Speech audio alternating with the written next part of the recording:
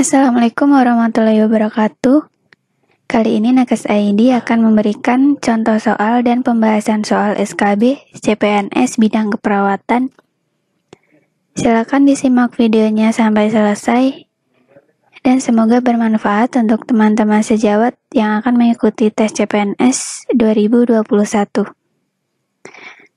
Semoga lolos dengan nilai yang memuaskan. Langsung saja kita bahas soal yang pertama. Di bawah ini merupakan persyaratan penyusunan diagnosis keperawatan kecuali A. Penyusunannya jelas dan singkat dari respon klien. B. Spesifik dan akurat. C. Berorientasi pada arah tindakan medik. D.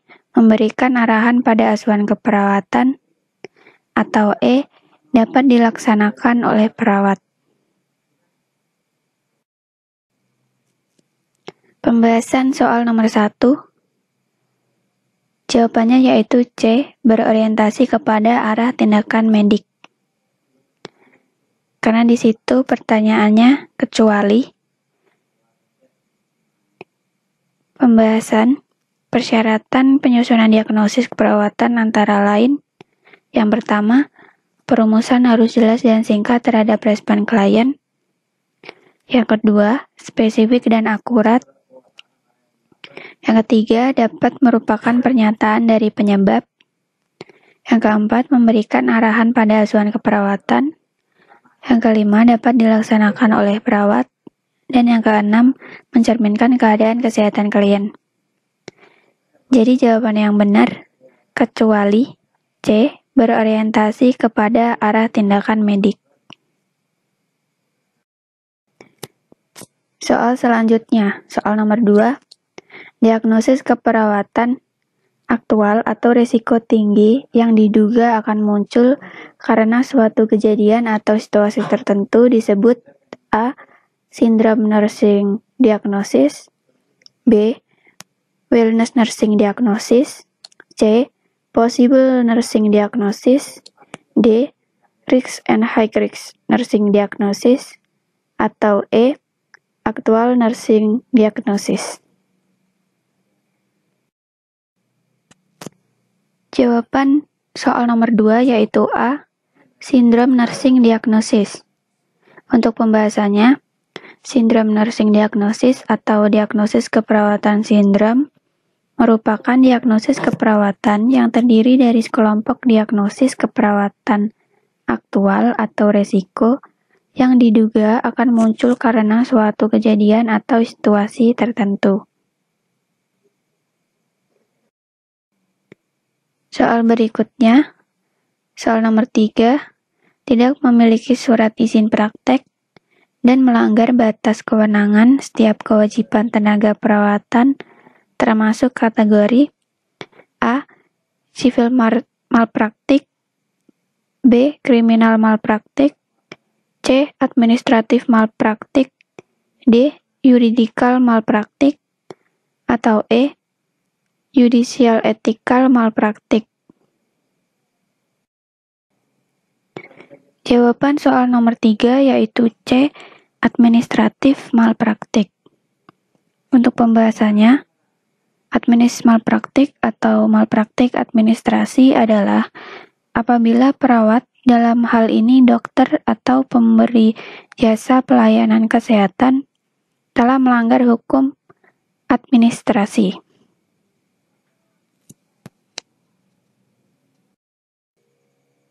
Soal nomor 4, yang bukan termasuk kategori civil malpraktik, yaitu A. Tidak melakukan apa yang menurut kesepakatannya wajib dilakukan. B. Melakukan tindakan medis tanpa persetujuan pasien. C. Melakukan apa yang menurut kesepakatannya wajib dilakukan, tetapi terlambat melakukannya. D. Melakukan sesuai kesepakatan tetapi dilakukan tidak sempurna. Atau E. Melakukan perawatan di luar kesepakatan yang tidak seharusnya dilakukan.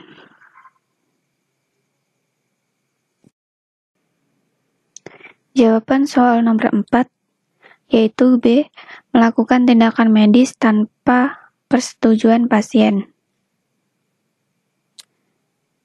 Di sini yang ditanyakan yaitu bukan termasuk civical malpraktik. Untuk pembahasannya, civical malpraktik yaitu malpraktik perdata.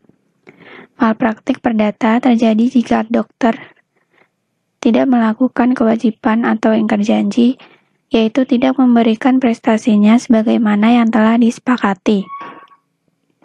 Tindakan dokter yang dapat dikategorikan sebagai malpraktik perdata antara lain tidak melakukan apa yang menurut kesepakatan wajib dilakukan, melakukan apa yang disepakati dilakukan tapi tidak sempurna, melakukan apa yang disepakati tetapi terlambat, dan melakukan apa yang menurut kesepakatan tidak seharusnya dilakukan. Jadi yang bukan termasuk civical malpraktik yaitu B. Melakukan tindakan medis tanpa persetujuan pasien. Soal berikutnya, soal nomor 5. Apa yang dimaksud dengan interdependensi? A. Saling memiliki. B. Saling merawat. C. Saling berperan. D. Saling berwawasan. Atau E. Saling ketergantungan. Pembahasan soal nomor 5, jawabannya yaitu E. Saling ketergantungan. Untuk pembahasannya, interdependensi adalah hubungan saling ketergantungan antara individu atau alam mempunyai ketergantungan dengan alam atau individu lain. Soal nomor 6, perawat harus bisa menjaga kerahasiaan terhadap permasalahan yang dimiliki klien. Pernyataan tersebut termasuk konsep dan prinsip dalam hal A. Konsep dan prinsip norma dalam keperawatan. B. Konsep dan prinsip etika dalam keperawatan. C. Konsep dan prinsip budaya dalam keperawatan. D. Prinsip etika keperawatan. Atau E. Prinsip pemenuhan rasa aman. Jawaban soal nomor 6 yaitu A. Konsep dan prinsip norma dalam keperawatan. Soal nomor 7, menghargai keyakinan klien menurut budayanya merupakan A.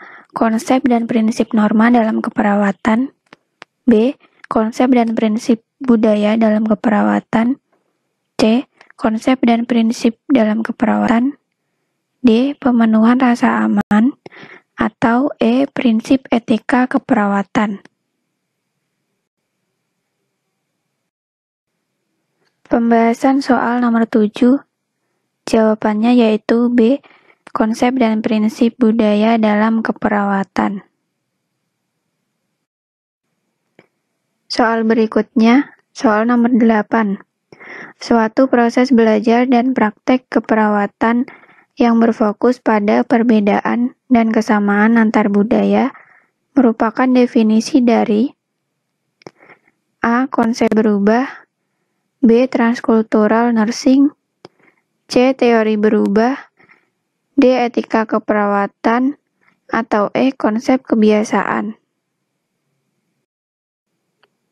Jawaban nomor 8 yaitu B. Transkultural nursing. Untuk pembahasannya, transkultural nursing atau keperawatan transkultural adalah cara keperawatan profesional berinteraksi dengan konsep budaya. Soal nomor 9, yang bukan fungsi organisasi profesi dalam bidang pelayanan keperawatan, yaitu A. Penetapan standar profesi keperawatan. B. Pemberian izin praktek rekomendasi. C. Menyusun RUU praktik perawat. D. Pemberian registrasi tenaga keperawatan. Atau E. Penyusunan dan pemberlakuan kode etik keperawatan. Pembahasan soal nomor 9. Jawabannya yaitu C. Menyusun RUU praktik perawat. Untuk pembahasannya, fungsi organisasi profesi dalam bidang pelayanan keperawatan antara lain menetapkan standar profesi keperawatan, memberikan izin praktik, memberikan registrasi tenaga keperawatan, menyusun dan memberlakukan kode etik keperawatan. Yang ditanyakan yaitu kecuali dan yang bukan fungsi organisasi profesi dalam bidang pelayanan keperawatan, yaitu C. Menyusun RUU Praktik Perawat. Soal nomor 10, masa berlaku SIP, SIK, dan SIPP adalah A. 1 tahun, B. 2 tahun, C. 3 tahun, D. 4 tahun, atau E. 5 tahun.